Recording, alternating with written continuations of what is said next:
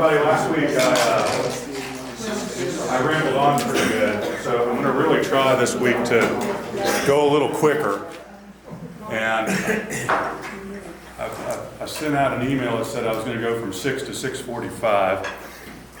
I'm really skeptical, but I'm going to try really hard. I did.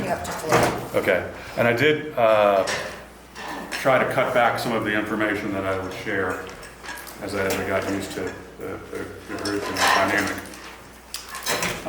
Anybody? A couple of y'all weren't here last time. Questions are always in order. I like questions. I expect questions. If I do start running out of time, I'll just start doing it. It won't take them and we'll do them at the end. But I do like it. Anybody go out to ChatGPT or any of those things that hadn't been before and have any kind of an interesting experience? Yes, no? Yeah, I found it that my wife wanted to pose some physical therapy questions, and they did a fairly good job with a shoulder rehab, but they did a lot of things that a PT wouldn't do. So I found that the reasoning process, they were pretty much almost as if they were reading out of a textbook. Probably was. As opposed to, relating to a patient or something like that. So it was kind of showing me their limits. Sure. More than, they didn't say anything wrong. Okay. But at the same time, they threw out a lot of too much information or things that you really wouldn't do by narrowing the process. I get it. So it seems like a lot of that goes that way with AI. Wouldn't that do with the prompt you used? Could you have structured your prompt a little different? Possible. Asking it to be more Specific. specific or clinical? And not even more than that, one of the tactics that I do, and I don't know if I'll get a chance to show today because I'm trying to cover some other things, but I spend more time creating my prompt than I do anything now. So when I write code now, I no longer write code, just about. I write prompts that write the code. It's crazy. But I'll spend hours generating text that I want to go into the prompt so that I can help the machine get it right. So it does matter. Is it perfect still? No. And I know where its holes are, and when I'm watching it do coding, I make it stop sometimes and go, no. Don't do that. Do this. Do you give it examples of coding style? I have an entire planning pipeline where I actually go through all sorts of things. I have principles that I make it look at of general coding and how I like it to be done. And then I give it examples of code bases that I want it to mimic or that I think are important to solve the particular problem. And then I actually interact with it and have it ask me questions, and we record it all. And I put all of that in the prompt. And then I go. And so that's what a lot of work moving forward, if you're going forward in this world, is going to look like. So when I talk to my kids, I'm like, are you getting better at this? And it's all about what I just talked about, being a whisperer to this other intelligence and utilizing it. So anyhow, does that help a little? Yeah. Once you use it a lot more, you'll start to figure out, hey, I want to use it to help me gather some information. I want to synthesize and say, do that. And that's a whole different mindset. Because what you start to figure out is where it's good and where it's bad. Just like all of us have holes, it has holes. Yes? My daughter's a freshman in college, and there are ethics issues around using AI in school. And so right now, it's sort of looked at as cheating. Okay.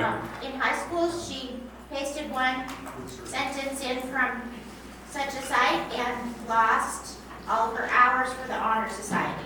Get it? So there are some penalties for younger people that I think are slowing people down. It sounds like a problem with the institution, not your child. That's my take. I mean, if you really want to know That's what I'm asking. That's what I think. But I know why they're doing it, because they're trying to react to this complete disruption that's upon us as an institution. And I think when we get to the end of the talk today, I'm going to start raising questions because the next talk is about all these questions. And today I want to talk about what is intelligence, and where did it come from? I've got this book this was really why I wanted to give these talks, because I knew if I signed up to give a talk and that this was the core of the talk, I'd have to read it and actually get to know it really well. So it was really a forcing function for myself. I'm going to come clean. It's a fascinating read. This fellow works at Google's DeepMind. So he's in one of the AI labs. So those are the guys that do Gemini, guys and gals that do Gemini. This book is his take on synthesizing a great deal of information from all sorts of places. And I'm going to try to gloss over the core ideas of this book in 30 minutes now, right? I suspect some of you all disagree with. It's okay. I'm not sure I agree with everything. He does reference, inside the book, he references everything.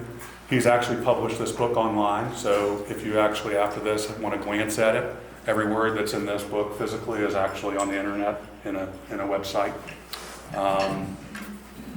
So, I won't do any of the references, so everything that I'm going to put up here tends to have references. So he's got pages of references and vocabularies and all that kind of stuff, just like any good reasonable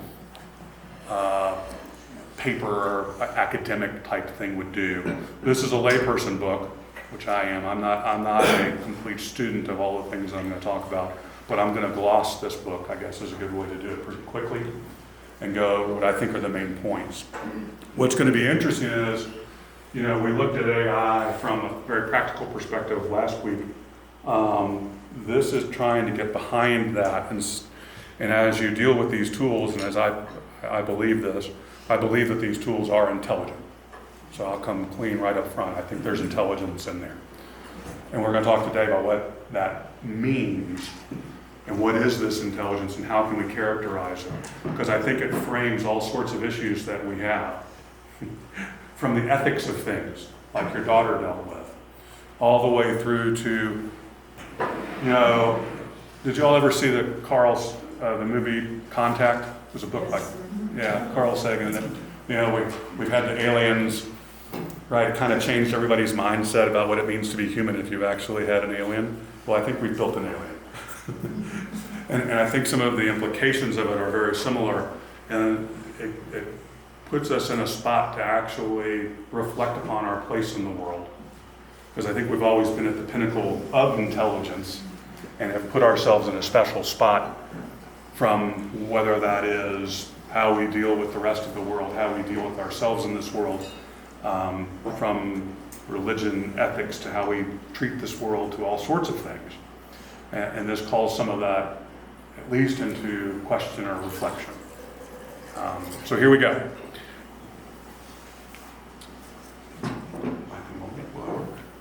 Yes.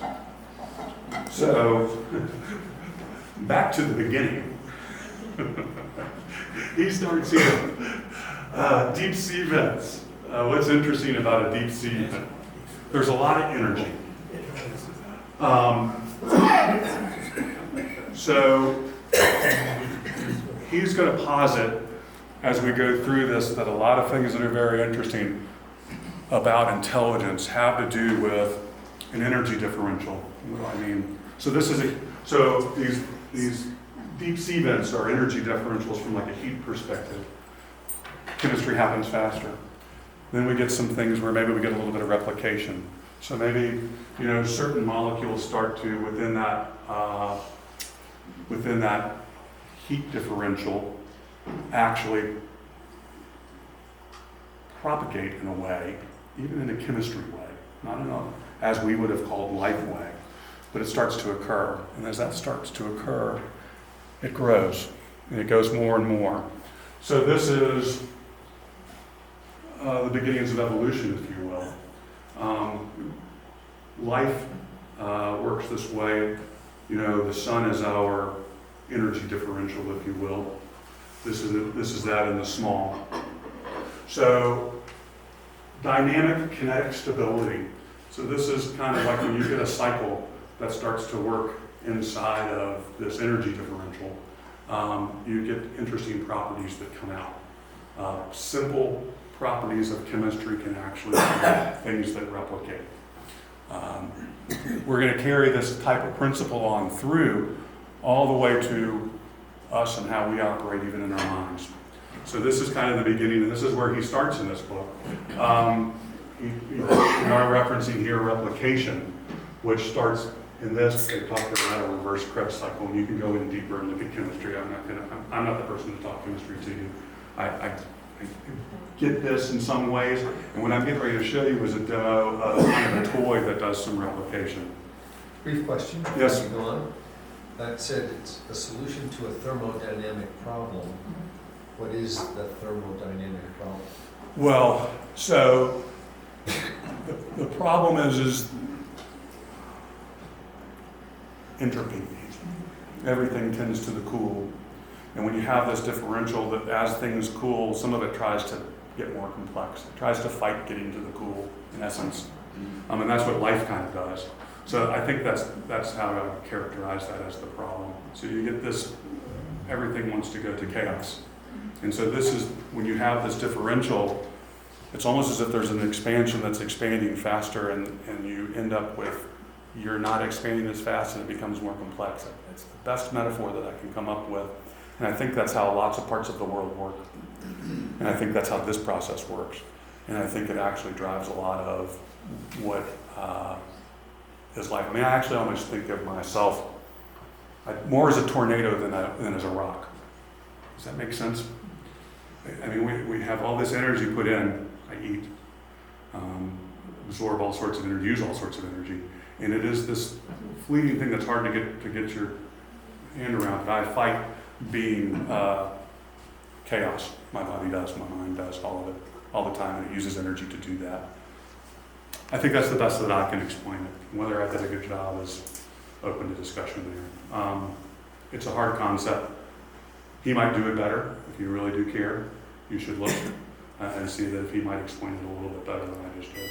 But I actually do agree with it. I think, I've looked at a couple of different things, and you get this process. This is the scientific community, I think, kind of thinks that this is how that happens. You've got this soup and the chemistry seems to happen. Poor answer, but it's the answer I got. Anyhow, replication is a thing in an energy differential. And I wanted you to walk away from here. And it's the beginnings of how we start with a lot of this stuff. I'm going to jump right into a demo. And I'm going to try to prove the point a little bit with a toy. And it's a computational toy. It's a game. It's called Conway's Game of Life. Has anybody seen this? No? Yeah. Yes? It's a very simple thing. And it works like this. There's not really a player. I'm going to seed the configuration of this field, if you will, the playing board. And then we're going to have it iterate, almost like evolutionary generations, if you will. And the future state is determined purely by the initial state. So this is simple rules being applied over and over again, and we're going to see complexity come out of that. These are the laws of this game. This is how this game works. There will be cells, so every spot on the playing board, or the playing field, if you will, is a cell. If it has so we'll have step 0. If a cell has 2 or 3 neighbors as we transition to the next state, so turn number 2, turn number 1, turn number 2. If a cell has 2 or 3 neighbors, it survives. If it has exactly 3 neighbors, it creates a new cell, so it's kind of like birth. And if it has less than 2 neighbors or more than 3 neighbors, it dies. That's it. That's the whole game. Okay? Huh? It's the Trinity. 3, yes.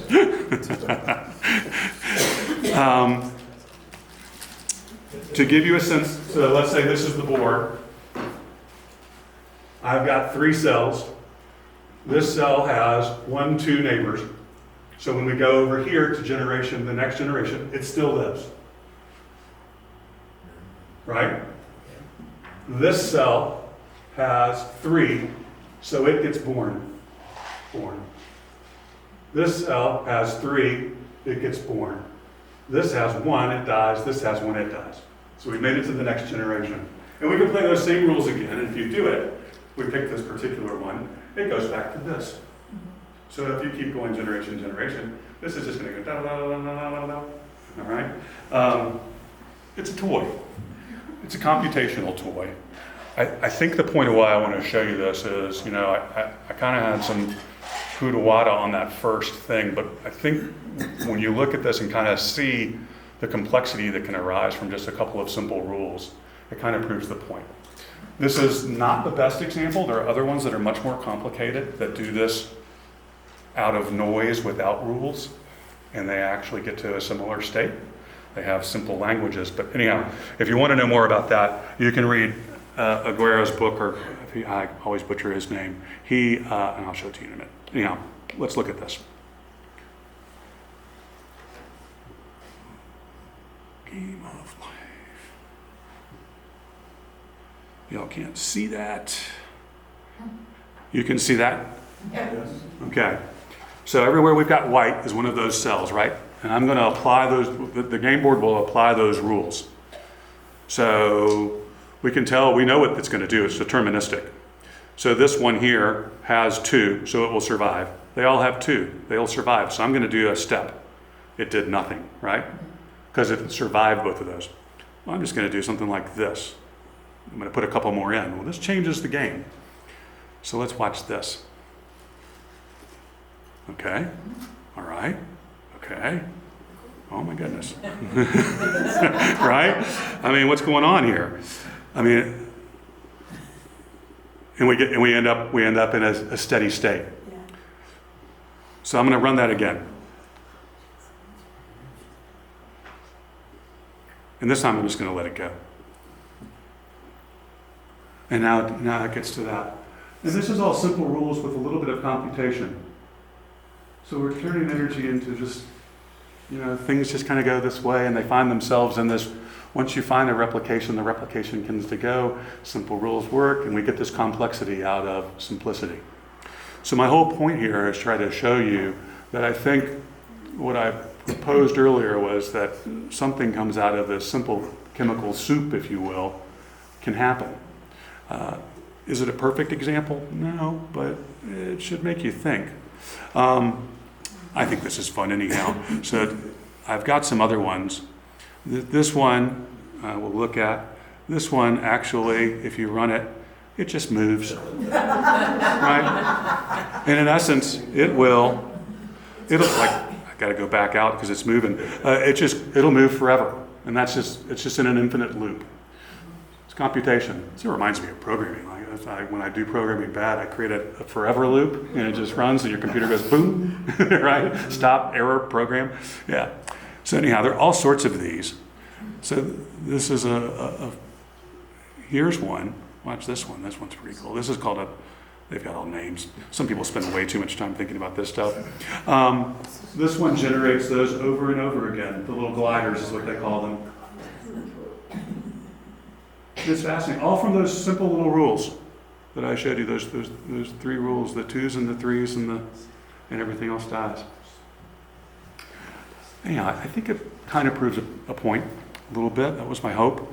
Let's see if I can one more, and then I'll move on from this because this is just silliness, but it's interesting silliness. Let me look at, these are all, so people have created all of these. I mean, if you ever want to know about this, you can go play with it for hours. You can get, clearly they have way too much time. But how about, there is one in here that I think is, my good friend, Mr. Turing. This is a real Turing machine. Created inside of, it doesn't do anything because I don't think we've given it any kind of programs. But a Turing machine actually is an abstract computer where you can write on a tape, and if you give it the right things, it can compute anything. And so we can actually, in this game of life, build a computer that does anything with enough time and energy and enough computer memory to make this program run at scale, I could actually build the computer that is the computer at your house. It's theoretically correct for me to say that, because computation works this way. So this is just a complex machine with those rules put together that then we can create a general purpose computer out of. That's pretty fascinating. Would that be a quantum computer? It isn't. It isn't. I will come very clean. My quantum knowledge is just about zero. It's coming. Yeah. It's coming faster than I thought it was going to come, and I'm going to have to start paying attention soon, but I haven't gotten there. And it's very complicated. It really is. It's hard to grasp positions, and it's here and it's not here.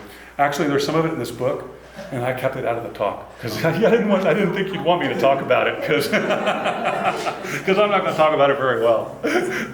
Richard Feynman, who was, he was a great scientist, one of my heroes in some ways.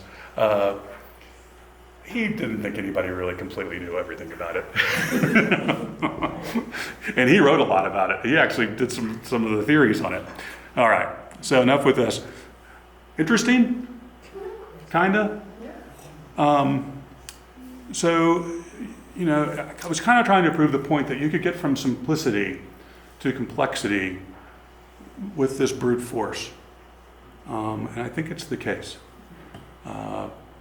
Like I said, there are better examples of this that are really more real. This is kind of more of a toy. But I think it kind of proves the point, which is why I included it. Turing completeness. I did think that this was relevant. So I told you this. Anything computable can be put into that thing. You just have to have enough scale. As computer guys always say, with enough time and money, I can do just about all I can. Right, whatever. Anyhow, keep talking. So the guy that wrote the book that I'm based all this on, this Arcas fellow, he actually wrote a paper. He spent some time actually within that, what they call it, computational life. He took that game, like that Conway's game, he just set some rules. He didn't set the original state. He set the original state as noise. What does that mean? Well, that would be really closer to the primordial soup, right? So, and what he found is that once he ran those things, he always got to a steady state. It was almost like a law of the universe that he gets to a steady state. Oh, maybe this stuff's more built in than we think it is. I think that's part of the issue. Here I'm trying to liken our volcano and the energy to the energy in the computer. All of it really is computation, and I'm sidestepping how it got to be computation, but it is all computation, and it uses energy in order to compute. That's why we like computers, because they allow us to compute, but a lot of life was already there for a long time. So we are kind of, in a way, discovering things that have been here.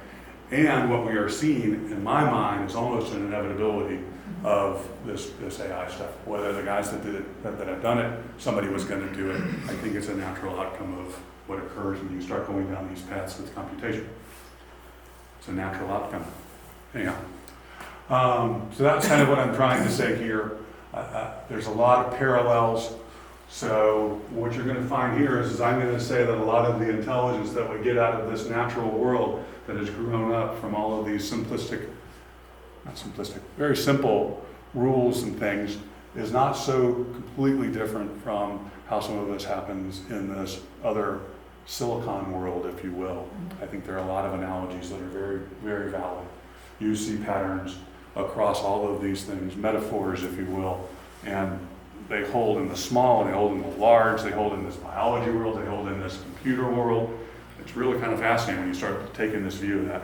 And I think this fellow does a very good job of enumerating that. So, questions, thoughts? Well, thought. Yes. You make the argument that I tried to make when I was teaching, that you teach Newtonian physics first, you teach chemistry next, and biology is the last science first you teach. Well, he uses it all. Exactly. Yeah, so That sounds very natural. Going with that, Hmm? if we're talking about energy, where's the ATP here? Where's the basic energy like you would have in a cell? In the silicon? Yeah, well, no, ATP's in a carbon base. Right.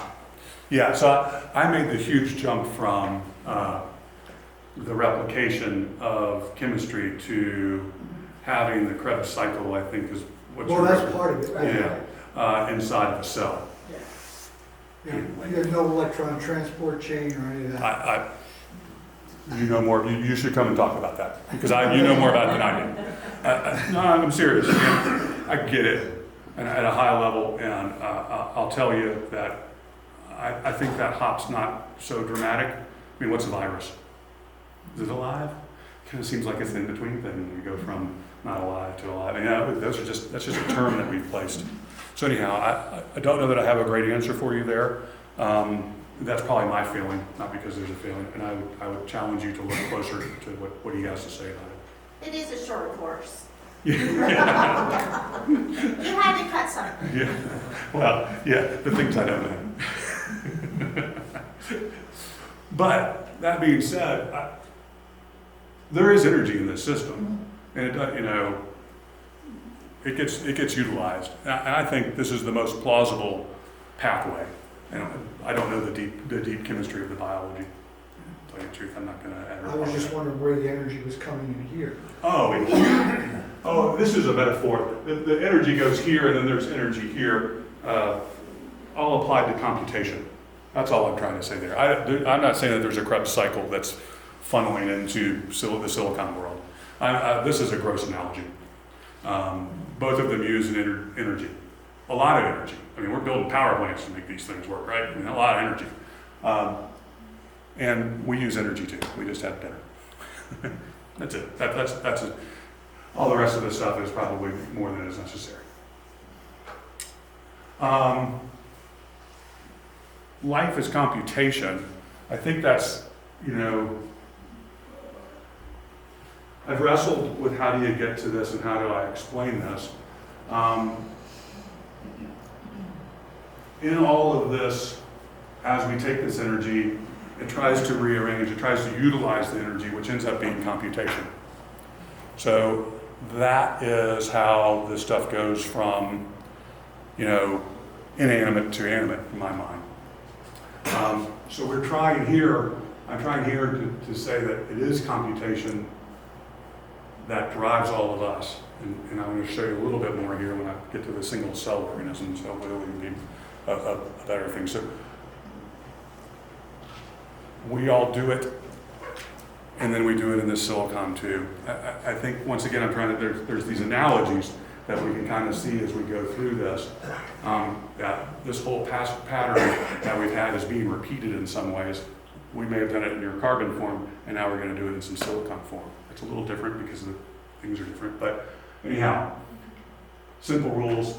One of the other things that he does go over that I think is interesting, and is also one of the principles that he tries to enumerate, is this symbiogenesis. So if you look in our cells, we have mitochondria, which were originally their own thing, and we've combined, and then our cells are stronger thereby. So he posits that it's not just kind of a DNA thing. When you look at evolution, like, hey, I got a random mutation, I'm strong, I'm a little bit better. That happens. But he's also saying that we have this thing called symbiogenesis. He posits that the biggest leaps come from this. And we're going to get to the end of this, and we're going to talk about the symbiogenesis of humanity with AI. Foreshadowing a little bit here. But I think this happens a lot more than we think it does. And it's interesting to note, and it's one of those analogies that he's used a lot that comes up again and again. And then the AI thing is, he brings this up because he really wants to hammer home that he thinks we're headed to a co-evolution where we actually merge in some ways. And this is interesting. That may sound kind of crazy, like cyborg, Terminator kind of stuff. We all rely on technology every day already. It is part and parcel. So I could argue in some form or fashion that there's a symbiogenesis already with technology. If all of our technology went away tomorrow, we'd all probably die. I mean, if, you know, the banking system collapsed and this, and the supply system collapsed, I mean, we rely on technology. Let's don't kid ourselves. So this is probably just going to that even further next step. I thought this was really fascinating. This is something that I actually learned from this book. Okay. So, a single cell performs calculus to survive. What the heck is he talking about? So, bacteria don't know where food is, they measure it. So, if you look at this, this is trying to say that red is sugar, okay? Bacteria want the sugar, that's what they eat. So that's their food. So the bacteria has a very simple way that it can tell how many times it's hitting sugar. And if it starts to hit more, it's like, if the concentration's rising, go to it. So it goes in one, it doesn't even have a direction, it doesn't really know direction, it doesn't think about that. It thinks only in concentration of sugar.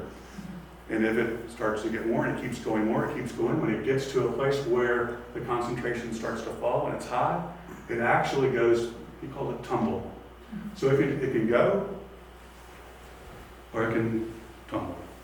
And that's the only two things that this bacterium will do to move around. And if you get this, it starts to keep. The way that it works is the chemistry inside, in actuality, has a model, in essence, of how much sugar there is by keeping how many impacts over time. So it's created a model. That changes how it reacts. So if it's, if its model, if it says, if its internals say that I've seen a lot of sugar, maybe it's tumble, or it's growing, it's changing, then it's move. That's it. But that entire functionality that's happening inside this bacterium is computation. So it is basically computing this internal state that is taking the external state. It has a model which says more or less sugar. And that's it. It's very simplistic, but we could argue that that is intelligent, because it has all of the pieces that were required for intelligence. So anyhow, that's the movement through. I thought this was an absolutely fascinating way to think about this. So I think bacteria are intelligent based on the ability to maintain itself. So it's using energy to keep itself. It models the environment, predicts the consequences, and that's what it does to defeat the entropy of being dead. So anyhow, if you could buy this, if I made that sensible enough and it seems reasonable, then this is the basis that we go from for anything that we go to from here. We're going to get, instead of, moving to sugar, maybe the next generation of this bacteria says, I want to eat other bacteria. Well, now it's got a different model, right? And maybe it has a different way to sense. And maybe it gets a little more complex. Maybe it gets together with a couple other bacteria and through symbiogenesis actually creates a better model that then can eat a bunch of bacteria and it's successful. Okay? I think that's how this stuff goes. So this is the basis of intelligence and computation. And what it's doing is it's predicting, right? It has its internal model. That internal model is a prediction of its external, where it would go next. It's what its action should be. If its model is bad, it's not going to be successful. But anyhow, there is a very simplistic way to look at this. This is guys trying to turn this stuff into math. A function that says, I have my internal state, I have my outputs, I have my observations, and I'm going to loop through. You see something similar to this in all sorts of ways. But when you do this, a successful organism of any sort, any intelligence, is going to have an internal model that predicts. It's what is in our head too, is a prediction machine. All of this is about prediction in order to survive. So we're all like this, whether it's the same mechanism, whether we're looking for sugar gradients or step out of the way of the bus, right? It really is. We've got this model of the world, and we're reacting to the inputs. It's really, obviously, it's a greatly different scale. The complexity level is super different. But I would tell you that the principle underneath is the same. So, how did we get to minds? This was kind of an interesting point. I jumped from, kind of the single to multi-cellular and complexity to all the way to why do we get brains? I thought this was a really interesting point. It wasn't for hunting, it was for modeling other modelers. So now we're trying to model the modeler. So it's about being social. And so he posits that our brains are big because we are social creatures. And if you think about how you interact with others, the me needs the you, needs to have all of the I can have an idea of what you would think and what you might think and what you might think, and I model that in order to be a social creature. It's a pretty fascinating thing, and I think he's got some very interesting points to make here. And as you start to see this, he thinks that this is why the brains got big. And like I said earlier, there's a lot of references in this book. He's synthesized these ideas. He's one of those. This Blaise fellow, he has put all these ideas together. He didn't create all of these ideas. He's gone out and found them. He's pieced this together to create an entire theory. Even inside our minds, there is no complete center. So if you go in and look like, hey, where is Hayes in Hayes' head? You can't go like pick one little point. It's not there. It doesn't work that way. There's no, the old idea of homunculus, the little person in your head that's the one that's talking and driving, right? It's kind of like, well, who's inside the homunculus? Well, it's the Russian dolls all the way down. But that's kind of how we've always viewed it. When you think of yourself very often, it's like the me that's up here is, making my arms do this, and I'm the other Hayes that's in here, right? So they call that a homunculus. The reality of how a brain works, and this is pretty well proven, I think, is a lot of different areas, and they all kind of work together. They predict each other as if they were almost had some biogenesis potentially, almost maybe in a brain kind of a way, and then they work together, and out pops this whole idea that we are who we are. And I actually really like all of this. I'll come clean. This isn't him. This is me talking. These are my opinions. I love story. For the Episcopalians in the room, I'm a fan of Bishop Wright, and he is a narrative theology kind of fellow. It's a story.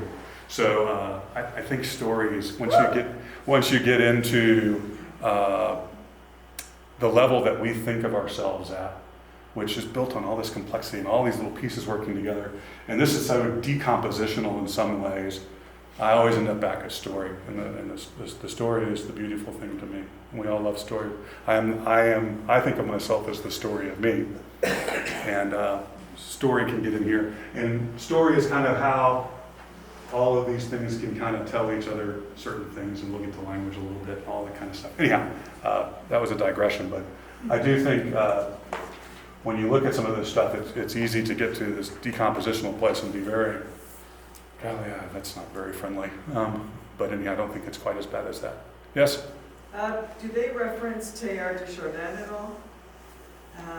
Scientist Jesuit who died in 1955, but he observed that evolution was a series of greater complexity and greater unity. So kind of what you were talking about with, you start to have more things that are different come together working for one whole. And his sense was that the next jump in evolution is our human consciousness. I don't know that he did or didn't reference it, but I'd have to look inside there to see if it was. But you know, he has this notion of the step changes that are typically done via symbiogenesis. Yeah. So. Yeah, he talks about that. Okay. Society of mind. You know, I've really come very quickly to inside of our brains and left some things out, but that's all for time. I did want to highlight this because I thought this was an interesting point too. You know, there, once again, the homunculus thing, because we all think of our mind as being so the thing when it's really a bunch of pieces that are all doing all sorts of crazy stuff. The typical bring up is octopi. Does everybody know how much? Well, maybe you do, maybe you don't. Their arms. They have a different chemistry in their neurons, and they can't go as far and they aren't as efficient. So they don't bring everything to a central place. Every one of their arms does taste in all of their stuff. They actually think in their arms. And then they coordinate their arms, almost as if we're going to make these different pieces of them do the dance together. So they have this weird dichotomy of a decentralized brain. Now, I think their eyes have some brain part, but like I said, they have a physics problem of getting the signals. So the solution, like somebody designed it, found, was to distribute it. And then each of those acts together. It's really fascinating. How weird. But it proves the point that you can actually have a very, they're smart creatures. I mean, I don't think anybody argues with them. And the multiple pieces being brought together is a fascinating concept. And I think seeing that and knowing that that's real might even help as you start to think about how do we have multiple pieces even in our head. And that multiple pieces in our head is proven because there are stories where someone will have a split brain or they'll have something happen in certain parts of their brain. And they've done all those studies and you can go look at those if you really want to do that. But I could spend days, diving through all that information. But it does exist out there if you want to know. Crazy? Interesting? Yeah. Arms. Thinking arms. All of it. Yeah, once again, the intelligence is, in this stage, at our level, the complexity and why we have it is to model other minds. Don't be predictable either. So we have free will. It always comes up this way. Being perfectly predictable is not good because you're going to get slaughtered if you're perfectly predictable in this hard world sometimes. So anyhow, it's very interesting to get to these places from this point of view to build these things up, to say that we're this multiple pieces that have unpredictability for all of these reasons. We tell ourselves these stories that they may be a little, our stories may be a little different than the reality of how we got there, at least physically. Language. I really enjoy being able to talk about this because it's really made me solidify some of my thoughts about language. Language is a compression of all sorts of information into a way that we can actually transfer these ideas from mind to mind, which is useful in all sorts of ways, right? All sorts of ways. And then we've taken this language and transferred it into those neural networks into the machine. And now the machine has the ability to actually tap into all of those patterns and all this compression of the way that we model our world and utilize them. It's absolutely fascinating. The Arcas fellow was a deep mind. The story that stuck with me in regards to language is they had a model that was trained for language via English only. And they did a translation to Turkish, and they didn't teach it Turkish, so they didn't train the neural net on Turkish.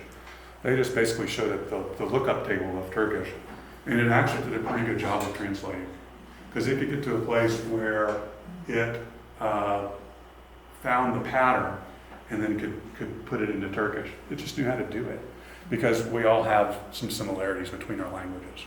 So it's found the core model that ends up living inside of language, and the machine can actually see that, and then it can actually, since it has the model that we've created in language, I think it can predict.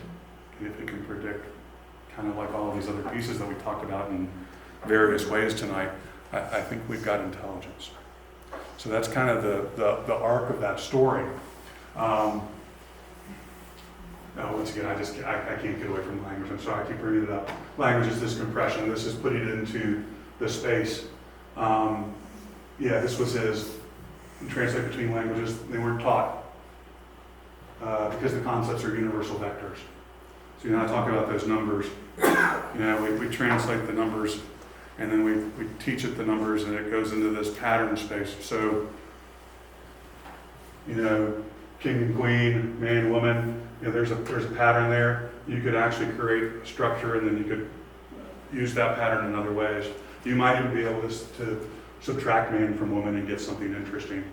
Because you could then do the math and move through that space in an interesting way and hit a different pattern that might actually be very useful. And I think that's how some of this stuff works. That was very hard there. Sorry. Multidimensional. We can't see it. It's a problem, but it is pretty interesting to know that it's the relationships and those patterns that it's really learning. So Hayes, I'm going to just pause for a minute because worldview and language are so tied together.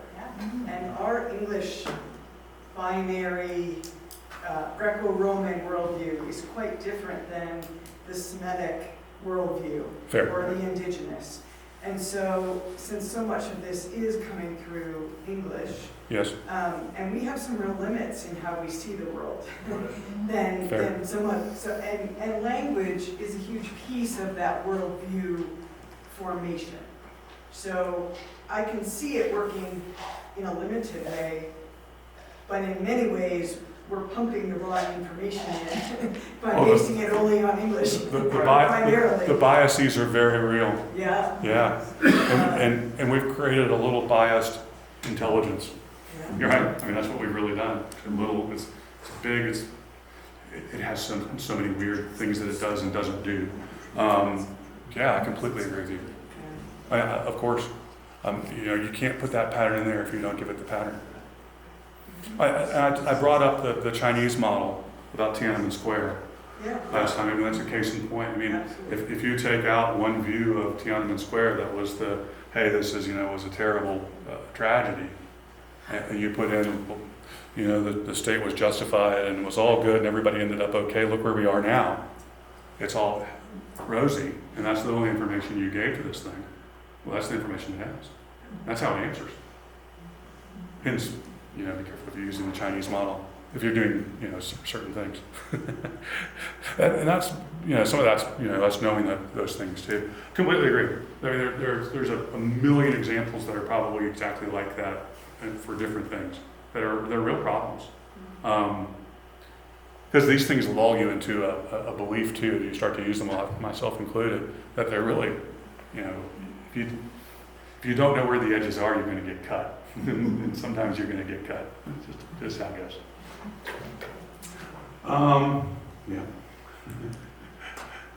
Major evolutionary transition. So I'm winding down for today already a little bit, but I kind of wanted to head down, at least from this part of the talk, with this. So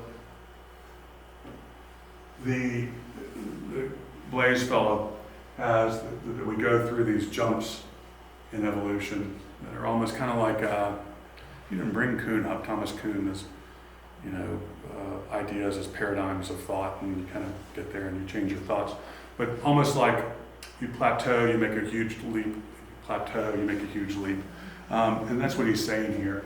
And he thinks we're in the middle of one, and it's the symbiogenesis of AI and humanity. That is a bold statement. don't know that I have a whole lot of disbelief with him on that. I started the talk last week with saying I think this is his biggest fire. That's a pretty bold statement. I mean, come on. So anyhow, I think this is where we are, which brings up, so many issues. And it's happening very quickly, whereas in the past, some of these transitions that humanity has made that were big, like the Industrial Revolution or something, might have taken, 100 years? I'm just pulling that out. I don't know if that's the case. But it wasn't within a single lifetime. It was, a couple of lifetimes. So that maybe the transition would be easier. But what's getting ready to happen now, or is in the middle of happening, feels to me like it's moving very, very quickly. So, we're the bacteria of the digital age. I do like the notion, though, that he puts forth is that we are merging instead of it being, some existential threat to us. So I think that's a much more interesting view. It's not as negative as some of the doomsayers, the existential threat to humanity. It's much more likely that we're going to, let's get together, right? I mean, so. Life is computation, intelligence is prediction for survival. We compute in order to predict. Consciousness is a social model. AI is the next evolution. And we are stories we tell ourselves. And that's that. So that's today's talk. Now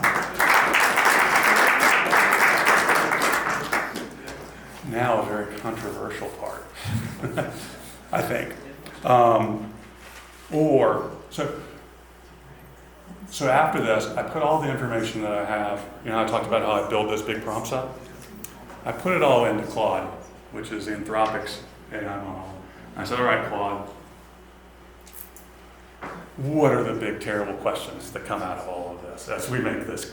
I mean, what are the real problems, right? I mean, how does this affect us, and what should we be paying attention to?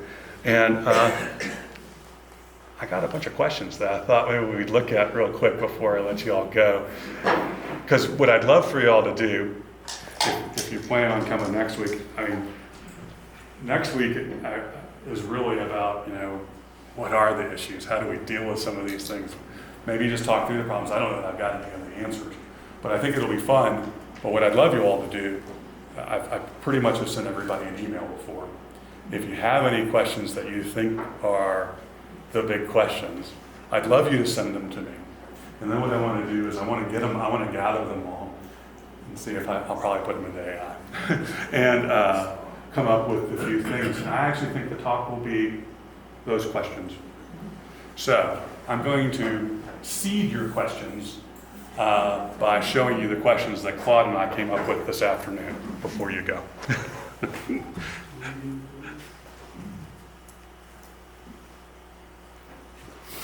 We won't get through all of them, but we'll get through some of them. If there's nothing metaphysically special about human cognition, just more of the same that bacteria do, what grounds human dignity? Was anthropocentrism a useful fiction? What do we owe to the continuum of intelligence? If it's a gradient from bacteria to humans to AI, where do moral obligations start and stop? If the self isn't, the self that we've always had this deep idea, I'm not sure that I agree with this, but the premise here from Claude, who is responsible for anything? Is the unified I just useful software? Can you murder something that was never really there? I thought those were terrible. So Claude came up with these, and I read these, and I went back to Claude, and I said, all right, Claude, I don't think you're framing these questions quite as well as I would. I think it's a little bleak. And I also think you're not taking into account some things like how important stories are. Like I came clean earlier about my story metaphor, and I think there's real value in that. And I made him come up with it, him. Isn't that great? I just called Claude him.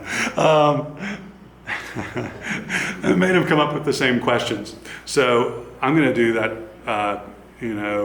set 2 here again. And I'm just showing you this because I think it's interesting to how you prompt Claude. Is the self, if the self is a story, who is the author?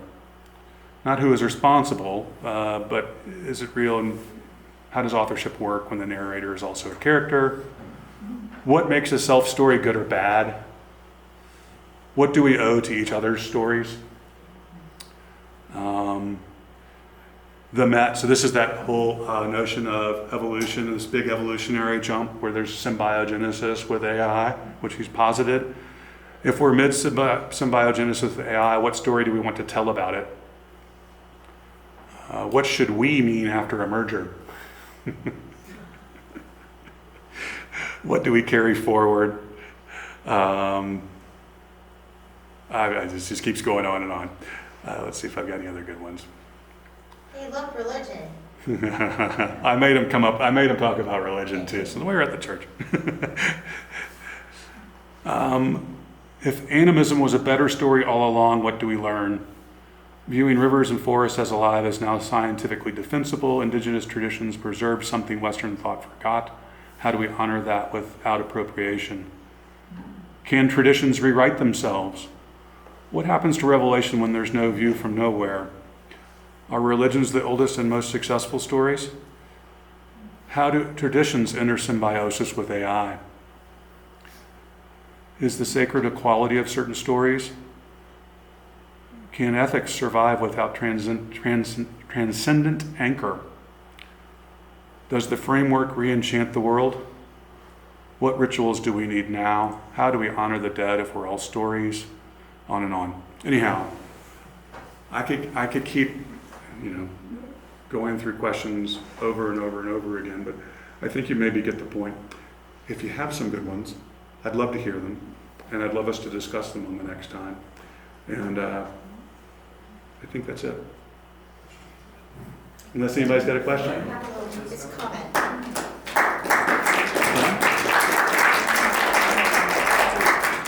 So, Pace, when you were talking about inputs, I have this New York Times bestseller of emotions that don't exist in English. Descriptions of emotions that don't exist in English, called the Dictionary of Obscure Sorrows. And I think you can see that I use it, right? Of a different way to think about what do we do, because sometimes we need a bigger vocabulary. Sure, it's like Eskimos and snow. Yeah, right, and Yeah. so, or skiers even, right? And Yeah, so, very much so. Avalanche people know about snow. Totally. And for those of you who are not members here, this is a storytelling parish. And if you want to be our friend in any way, if you want to be a guest or you want to hang out a lot, we'd love to know your story and have you know our story too.